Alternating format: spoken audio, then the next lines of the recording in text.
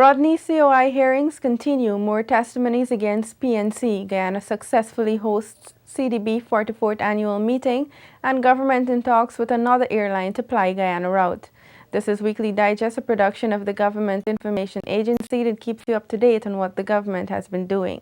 With the details, I'm your host, Vindhya Tumeshwar. Guyana had the honor of hosting the 44th annual meeting of the Caribbean Development Bank, an opportunity that countries in the region get perhaps once every 10 years. The two-day meeting was officially opened on May 28. It served as a forum to identify priority policy actions that should be taken by regional governments with the support of the Caribbean Development Bank to improve private-public partnership and enhance related development outcomes. The bank has grown in size and in volume of activity and has been providing outstanding service to the region since the earliest days of its inception. The bank has, since its establishment, been the repository and custodian of some of the region's finest human intellectual assets, a trend that I am convinced continues today. The bank's lineage of leadership reads like the roll call of Caribbean titans, and its management and staff list comprise today some of the region's most able contemporary development theorists and practitioners. We expect the bank to provide intellectual leadership in helping the region define the challenges we face and design the solutions with which to overcome these. Whether it is to articulate more rigorously to the international community the case of Caribbean vulnerability, or indeed to design more innovative instruments to address the indebtedness of so many of our countries, the bank can reasonably be expected to be more proactive in providing intellectual leadership in solving the pressing development puzzles of our region. Meanwhile, President of the bank, Dr. William Warren Smith, spoke extensively of the high price of electricity, which he said is a major source of the Caribbean region's uncompetitiveness and its vulnerability to external shocks. Guyana alone has enough renewable energy potential, mainly in the form of hydropower, to meet all of its electricity requirements for the foreseeable future. It has enough power, potential power, to supply all of the needs of its immediate neighbors, such as Grenada and even Trinidad and Tobago, and still have enough left over to sell to neighboring Brazil.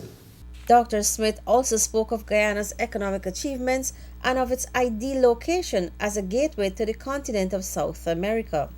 A new state-of-the-art $98.8 million nursery school, which was built through the CDB's Basic Needs Trust Fund Country Project, received the distinction of being commissioned by the bank's head and other top officials. Architecturally, the Tushen Nursery School is the first of its kind to be built in Guyana.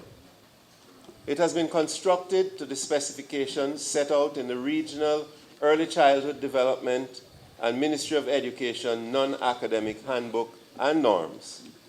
It has been built specifically for nursery-age children and represents a major improvement over the previous school arrangements where children of nursery school age shared facilities with older children. This nursery school houses 9 classrooms, fully furnished with indoor and outside assets, an open multi-purpose space with carpets for playing, parents' waiting room, a staff room, food preparation area, administration area, water storage facilities, sanitary facilities, and storing space. Prior to the construction of this school, nursery-age children were housed at the Tushen Primary School. It currently has an enrollment of 180. Persons selected from the Guyana Police Force, the Ministry of Legal Affairs, the Chambers of the Director of Public Prosecution, and the National Forensic Lab have completed a 3-day training course aimed at combating illicit firearm trade. The training is being conducted by the United Nations Regional Center for Peace, Disarmament and Development in Latin America and the Caribbean, UN LIREC, at the Police Training Center.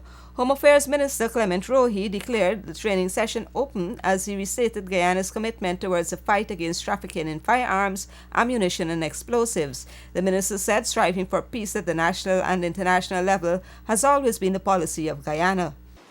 And of course, disarmament both at the national and international levels is a foundation principle to which we are all committed. Global disarmament ensures that disarmament does not hinder global prospects for peace and development.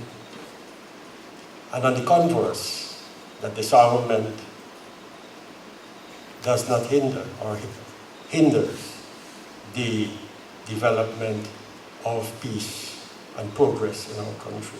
He said in pursuance of the spirit of peace and disarmament, Guyana is committed to working with all multilateral agencies and at the bilateral level to bring these three components into one for the country's progress and development. Also addressing the participants was Ms. Juliet Solomon, Senior Program Officer, Public Security Program, UN LIREC.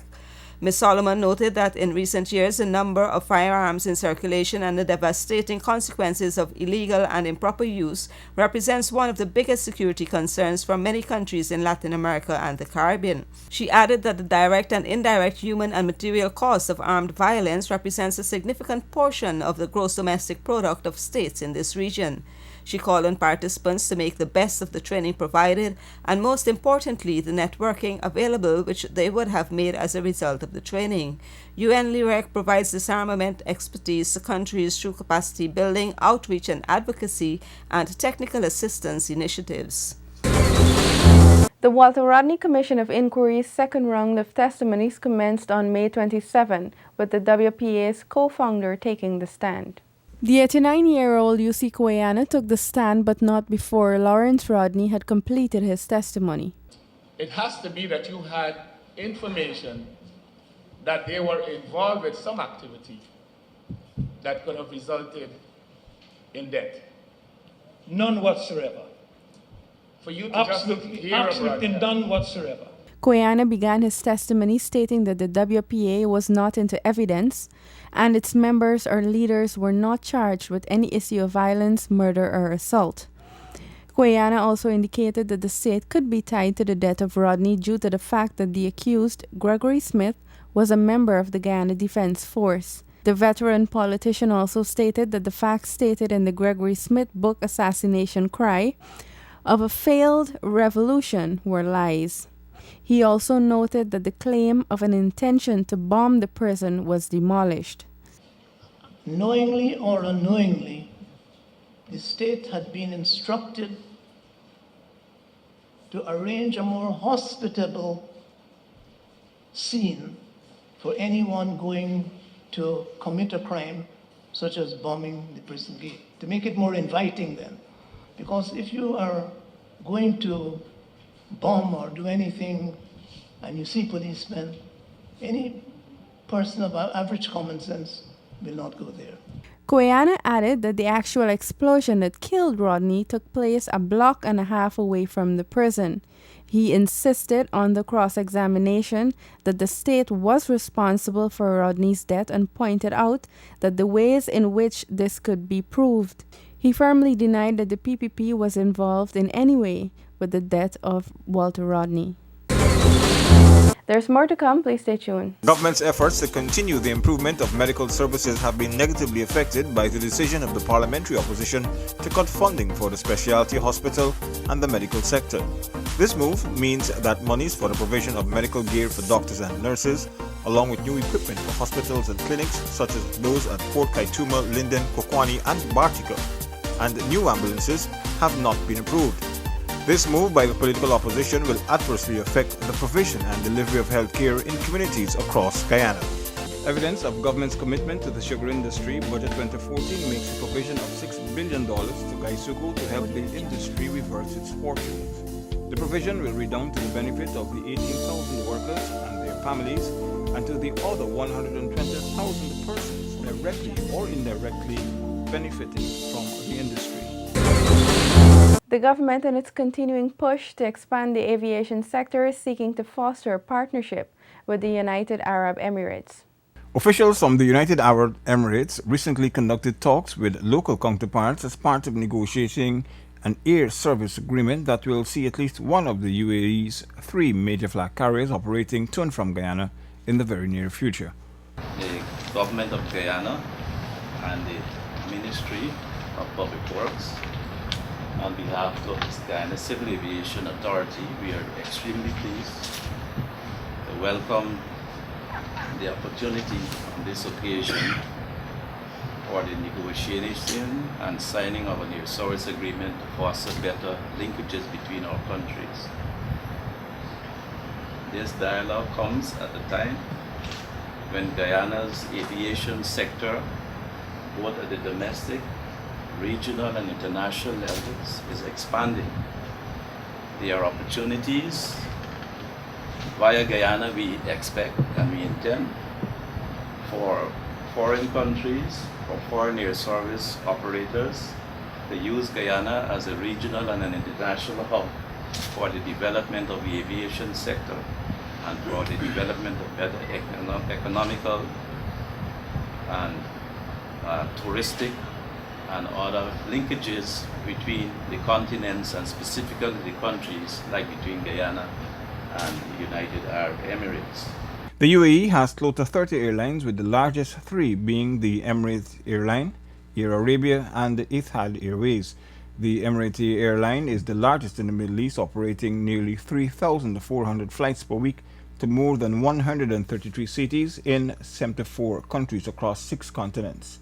Air Arabia Airline is a low-cost one that operates scheduled services to 51 destinations, whilst Etihad Airlines is the flag carrier of the UAE and operates more than 1,000 flights per week to 96 passenger and cargo destinations. I anticipate that this bilateral air services agreement, when inked, will yield positive fruits and attest at least one of these 3 large airlines will be coming to Guyana in the near future,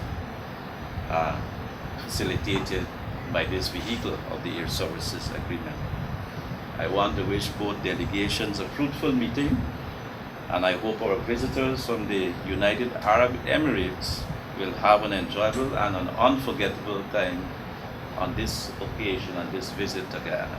Thank you. We are honored by visiting your country. It is indeed a beautiful one, and we enjoyed so far our visit. However, really days to reach here, so I think the need to connect your country to our region is very important issue. However, I think what the work have been done already so far reached the point that I think we have no substantial issue pending, and I think we will be able to sign the agreement. Guyana has been steadily expanding its cooperation with its regional and international partners with the aim of increasing its travel destinations through the entry of several new carriers. These include Pan American Airlines, Copa Airlines, Venezuelan Airlines, Conviasa, and Flight Jamaica. These are among the most recent air services welcomed to Guyana over the last 2 years. Law enforcement professionalization and support, strengthening of counter-narcotics control capabilities, and the rule of law are some of the areas that will be addressed under the Third Amendment of the Narcotics Control and Law Enforcement Agreement between the governments of Guyana and the United States. This agreement, which constitutes the third to the original agreement signed between the government of Guyana and the government of the United States of America on April 18, 2011, under the Caribbean Basin Security Initiative, the CBSI, and will allow for the continuation of the work which commenced under the original agreement through the provision of additional funds in the amount of $850,000 and was signed by Minister of Foreign Affairs Caroline Rodriguez Burkett and Ambassador of the United States of America, Dr. Brent Hodge. The signing ceremony represents a continuation of our collaboration with the United States under the Caribbean Basin Security Initiative. As you are aware, while the CBSI has a bilateral component, it is a regional initiative between the United States of America and the Caribbean region. Governments of the region, and no doubt I'm sure the government of the United States of America and others, we have all recognized the transnational nature of crime and the emergence of new threats. We have to face this, and if we are to face this alone, we are not going to be able to effectively combat those who are bent on being on the other side of the law. And it is for this reason that we are happy to be partnering with the United States of America. This agreement will support and make fully operational the recently constructed forensic laboratory, help establish fully vetted counter-narcotics units, and further develop the police partnership program. Focus will also be placed on specialized investigations in the areas of human trafficking, gender-based violence, corruption, and money laundering. We've accomplished much already in the first 3 years of the partnership, but our work is far from complete. There's still much more that we can and we must do to build an even more effective partnership. And the agreement that we've concluded today will allow us to advance these goals more effectively in the year ahead. At the end of the day, the United States is very much committed to working closely with the government and the people of Guyana to combat illicit trafficking of counter-narcotics and illegal weapons, to advance public safety and security, and to promote social justice. And those are the core goals of the CBSI partnership that we've developed together over the past 3 or 4 years. We want the citizens of Guyana to see the benefits of improved security and social justice in a personal way in their neighborhoods, in their schools, along the rivers and shorelines, and in the marketplace.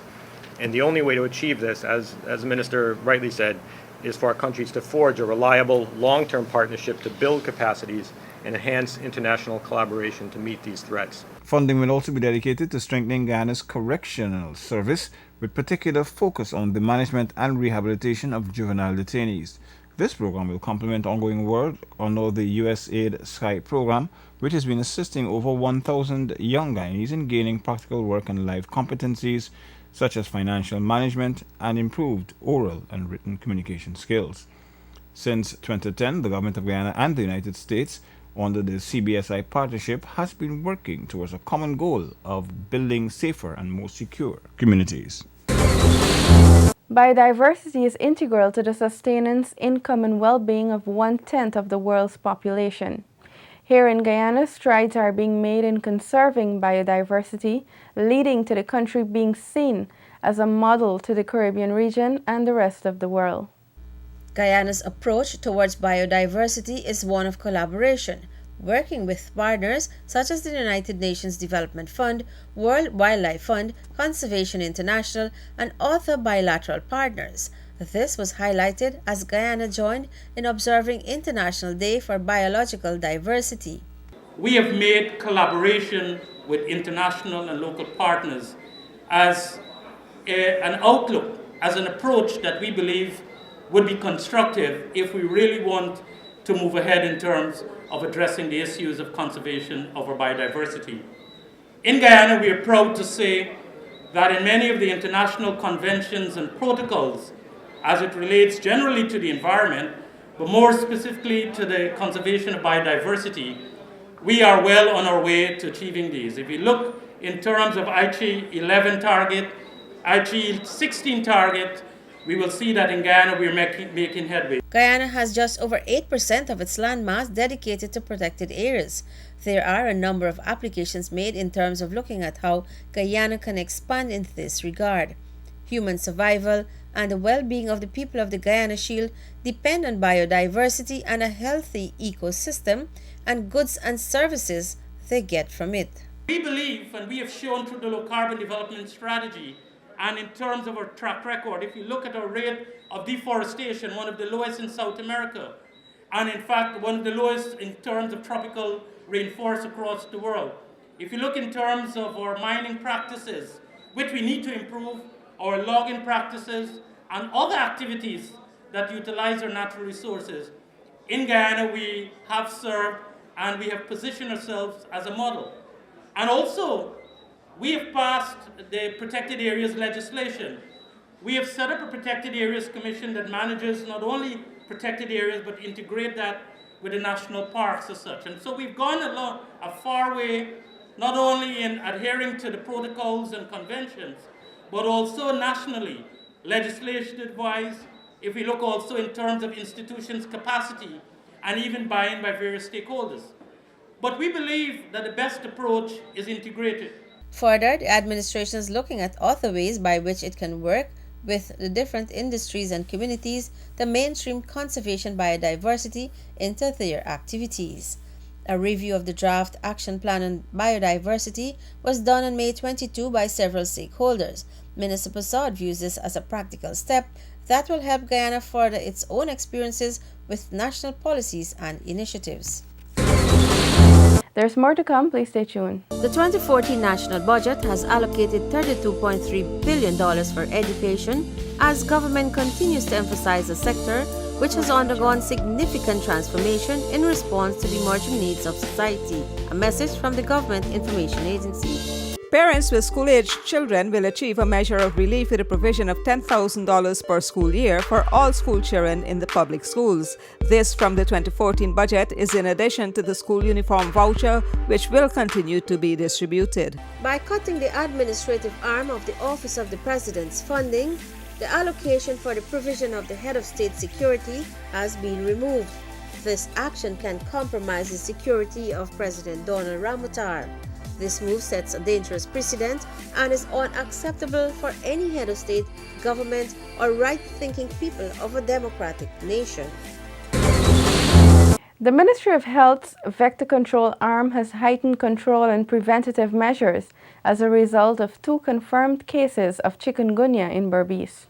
A team of health workers, later joined by Director of Vector Control Services, Dr. Ryan Rahaman, has been dispatched to the Berbice area and has been conducting fogging exercises and will continue to do so over the next 2 weeks. This is due to the discovery of 2 cases, one in a toddler and another in a woman said to be in her 40s from Cumberland and Kanji, Berbice, respectively. The discovery was made last week after some 30 samples were sent to the Caribbean Public Health Agency in Trinidad for testing. We have been taking samples as is recommended by good public health practice. These samples are sent overseas to CARFA, the Caribbean Public Health Agency, and they have been doing certain tests. And for the first time on Saturday, I think it was, of the week just passed, we got reports, the first 2 positive reports of the samples sent to our regional lab, confirmation that these patients were indeed ill. Okay, it was not just a banal run-of-the-mill fever or flu. Therefore, we have decided to even further heighten our fogging and other vector control activities. In addition, the Health Ministry has already identified all ports of entries for strict monitoring as well as health centers which have been alerted and have readily available medication for the effective treatment of any vector-borne disease. The CMO had issued an advisory, especially to the ports of entry, because we would be expecting cases to be coming in, most likely from the Caribbean, as the Caribbean islands had imported those, had gotten those cases through their ports, airports and other ports from other parts of the world. We've been very vigilant, quietly vigilant, and we've been quietly vigilant so as not to scare the public and create unnecessary panic, while our workers have been given more resources. For example, the medications needed to treat patients, we think we have them in good stock. The chikungunya virus is an airborne disease that is transmitted to humans by the virus-carrying Aedes aegypti mosquito. It is transmitted similarly to dengue fever and causes an illness with an acute febrile phase lasting for 2 to 5 days, followed by a longer period of joint pains in the extremities. This may persist for years in some cases. The most common symptoms of the disease are fever and joint pains. Other symptoms may include headaches, muscle pains, joint swellings, or rashes. President Donald Ramotar and cabinet members discussed matters of public concern on May 27. The media was briefed on these deliberations subsequently. At its meeting on May 28, Cabinet gave its no objection to several contracts.